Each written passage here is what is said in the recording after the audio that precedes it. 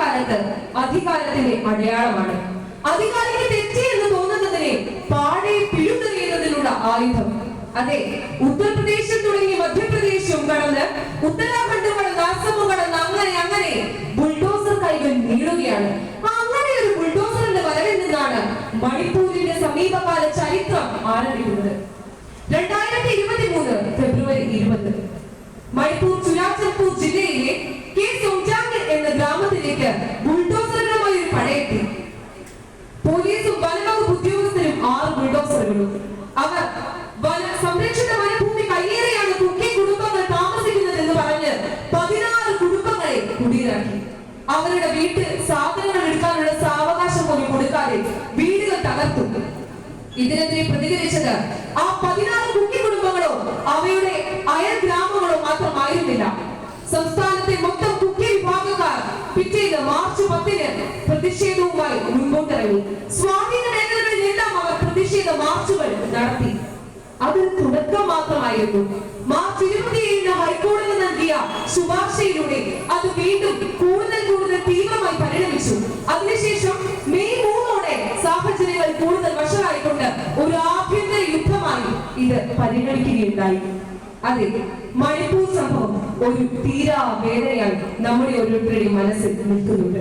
150-ലേറെ മനുഷ്യർ ഈ വെറുപ്പിന്റെ യുദ്ധത്തിൽ തീ കൊളുത്തിയും വെടിവെച്ചും കഴുതറന്നുമെല്ലാം മരണപ്പെട്ടപ്പോൾ വേദനിച്ചത് ഓരോ മനുഷ്യ സ്നേഹിയുമായിരുന്നു.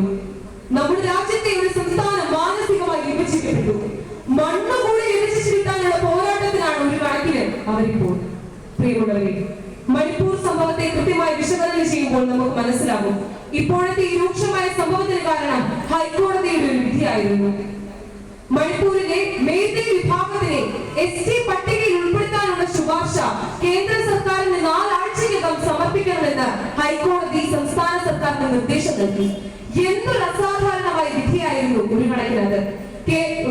ഇന്ത്യയിലെ ഒരു വിഭാഗത്തെ ST പട്ടികയിൽ ഉൾപ്പെടുത്താൻ ഒരു സംസ്ഥാനത്തിനും സംസ്ഥാന ഗവൺമെന്റിനും കോടതിക്കും ശുപാർശ നൽകാനുള്ള അധികാരമില്ല. പാർലമെന്റിൽ മാത്രം നിക്ഷിപ്തമായിരിക്കുന്ന അധികാരത്തെ മറികടക്കുന്ന തരത്തിലുള്ള ഹൈക്കോടതി വിധിയോട് ജനം പ്രതികരിച്ചത് പിന്നീട് കലാപങ്ങളിലൂടെയായിരുന്നു. അതേ പ്രിയമുള്ളവരെ, ഇന്ന് മണിപ്പൂരിൽ സംസാരിക്കുന്നത് മുഴുവൻ തോക്കുകളാണ്. ഇപ്പോഴും സമാധാനം ഒരുപാട് വിദൂരെയാണ് താനും. എത്ര നാര്യസ്തു പൂജ്യത്തെ രമന്തേ തത്ര ദേവതഃ. സ്ത്രീകളെ പൂജിക്കുന്നിടത്ത് എല്ലാ ദേവതമാരും സന്തോഷിക്കുന്നു. ഭാരത പാരമ്പര്യം. ഇത് ഞാൻ ഓർക്കാനിടയായത് പത്രമാധ്യമങ്ങളിൽ വന്ന ഒരു പോസ്റ്റിംഗ്, ഒരു ചിത്രത്തിന്റെ ചുവട്ടിൽ അതിലൊരു പട്ടാളക്കാരന്റെ കൂട്ടിന്റെ ചുവട്ടിൽ കിടക്കുന്ന ഒരു പ്ലക്കാർഡിന്റെ ചിത്രം കണ്ടപ്പോഴാണ്. അതിൽ ഇങ്ങനെ എഴുതിയിരുന്നു, women bodies are not your battlefield. എന്തൊരു ഭയാനകമായി ഓർമ്മപ്പെടുത്തലാണ് ഈ വാക്കുകൾ. അതെ, നമ്മുടെ ഓരോരുത്തരുടെയും നമ്മെ പോലെ എന്നെ പോലെയുള്ള ഒരുപാട് സ്ത്രീകളാണ് അവിടെ അപമാനിക്കപ്പെടുന്നത് എന്ന് ഓർക്കുമ്പോൾ ലജ്ജ തോന്നുന്നു. ഭാരത പാരമ്പര്യം കേട്ടു മറന്ന ഗാന്ധാരി വിലാപത്തേക്കാൾ എത്രയോ തീവ്രമാണ് ഇന്നത്തെ സംഭവങ്ങൾ. കത്വയിലെ പിഞ്ചു നാടോടി പെൺകുട്ടിയുടെ അമ്മയുടെ വിലാപം നാം വായിച്ചതിന്റെ ഗാന്ധാരി വിലാപത്തേക്കാൾ വളരെ തീവ്രമായിരുന്നു. എന്നാൽ ഇന്ന് മണിപ്പൂർ എന്ന സംഭവത്തിലേക്ക്, എന്ന വാക്കിലേക്ക് നോക്കി വായിക്കുമ്പോൾ പൊള്ളക്കിന് ചൂടറിയുന്ന കാലത്ത് നമ്മയൊക്കെ ഞെട്ടിച്ചത് വിപൈനം എന്ന ഗ്രാമത്തിൽ നിന്നുള്ള കാഴ്ച നൽകിയ ഞെട്ടലായിരുന്നു. അതെ, വിപൈനം, ഹത്രാസ്, ഉന്നാവ്, ബിൽക്കിസ് ബാനു എന്നിങ്ങനെ പേരും സ്ഥലവും ഒക്കെയായി സ്ത്രീത്വം അപമാനിക്കപ്പെട്ട് ചുരുങ്ങുന്ന കാലത്ത് ഞാൻ ഒരുപാട് വേദനിക്കുന്നുണ്ട്. അന്നവിടെ അപമാനിക്കപ്പെട്ട സ്ത്രീക്ക് എന്നെയും എന്റെ പ്രിയപ്പെട്ടവരുടെയും ചായക്ക് സമാനമായ ഭാവം ദുസ്വപ്നമായി കണ്ട് ഞെട്ടിയുണർന്ന 10,000-ങ്ങളിൽ ഒരു പെൺകുട്ടി മാത്രമാണ് ഈ ഞാൻ. വേദന തോന്നുന്നു, ലജ്ജ തോന്നുന്നു, അപമാനം തോന്നുന്നു. സ്ത്രീകളോടുള്ള ഇത്തരം പെരുമാറ്റങ്ങളിൽ ലജ്ജയുണ്ടിരിക്കും. ഒരു ഭാരതീയാണെന്ന് പറയുവാൻ ആ ഒരു കാര്യത്തിൽ തീർത്തും ലജ്ജിക്കേണ്ട അവസ്ഥയാണ് പ്രിയമുള്ളവരെ സംജാതമായിരിക്കുന്നത്. നാം വിശ്വാസം അർപ്പിച്ച ഭരണകൂടങ്ങളും നീതിപീഠങ്ങളും ഒക്കെ മൗനം പാലിക്കുമ്പോൾ ശബ്ദിക്കുന്നത് തോക്കുകളാണ്.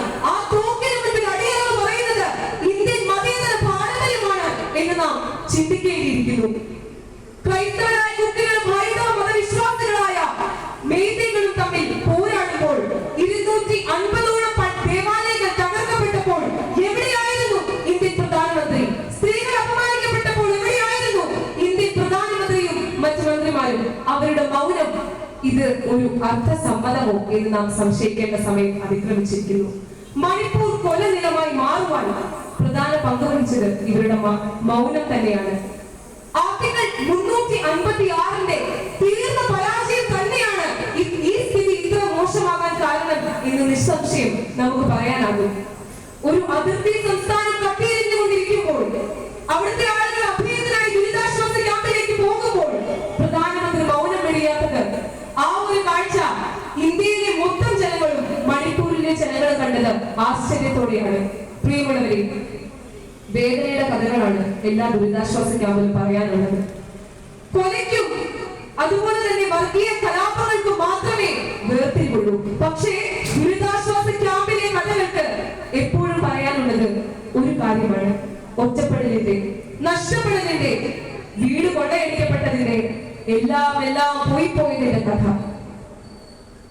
ഞാൻ വീട്ടിലേക്ക് തിരിച്ചു ചെന്നാൽ അവരെന്നെ വെടിവെക്കും എന്ന് പറഞ്ഞ് കാംകുപ്പിയിലെ ദുരിതാശ്വാസ ക്യാമ്പിൽ കഴിയുന്ന ലിൻ സെലിഗിലോ എന്ന കുട്ടി, അതുപോലെയുള്ള ഒരുപാട് കുട്ടികളുടെ നിലവിളികൾ ഉയർന്നു കേൾക്കുന്നുണ്ട്. എന്നാൽ അതിന്റെ ഇടയിലും തിരിച്ചറിയാനാകുന്ന ചില വേറിട്ട് നിൽക്കുന്ന ശബ്ദങ്ങളുണ്ട്.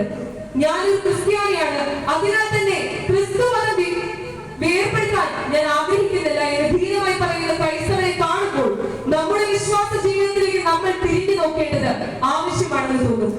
ആ ക്രൈസ്തവരെ സംരക്ഷിക്കുവാൻ സർക്കാരിന്റെ ഒപ്പം നമ്മൾ ജനങ്ങൾ മുൻപോട്ട് പോകണം. അതേ സമയത്ത് ജനങ്ങളുടെ സംരക്ഷണം ഏറ്റുപിടിക്കേണ്ട സർക്കാർ ഇത്തരത്തിൽ മൗനം പാലിക്കുമ്പോൾ അതിനെതിരെ പ്രതികരിക്കാൻ ഇതുപോലെ നമ്മൾ കൂട്ടമായി തെരുവിലേക്ക് ഇറങ്ങേണ്ടതുണ്ട്. എനിക്ക് പറയാനുള്ളത് മണിപ്പൂരുകാരോടാണ്. പ്രിയപ്പെട്ട അമ്മമാരെ, സഹോദരങ്ങളെ, ഞങ്ങളുടെ കുഞ്ഞു പെൺമക്കളെ, ദുഃഖസാന്ദ്രമായ സ്വത്വബോധത്തിന്റെ ആഴങ്ങളിലേക്ക് ഉൾവലിഞ്ഞു നിൽക്കുന്ന ഞങ്ങളുടെ സ്വന്തക്കാരെ കണ്ണു നിറയുന്നുണ്ട്, വാക്ക് വിറങ്ങലിക്കുന്നുണ്ട്, പറഞ്ഞു തീർക്കാനാവാത്ത ആദിയുണ്ട്. എങ്കിലും ഞങ്ങൾ മുട്ടുകുത്തി വീഴുന്നിറഞ്ഞ ആകാശങ്ങളിലേക്ക് നോക്കി പ്രാർത്ഥിക്കുന്നത് നിങ്ങൾക്ക് വേണ്ടിയാണ്. ഞങ്ങൾ കൂട്ടമായി തെരുവിൽ സംഘടിച്ച് പ്രതികരിക്കുന്നത് നിങ്ങൾക്ക് വേണ്ടിയാണ്.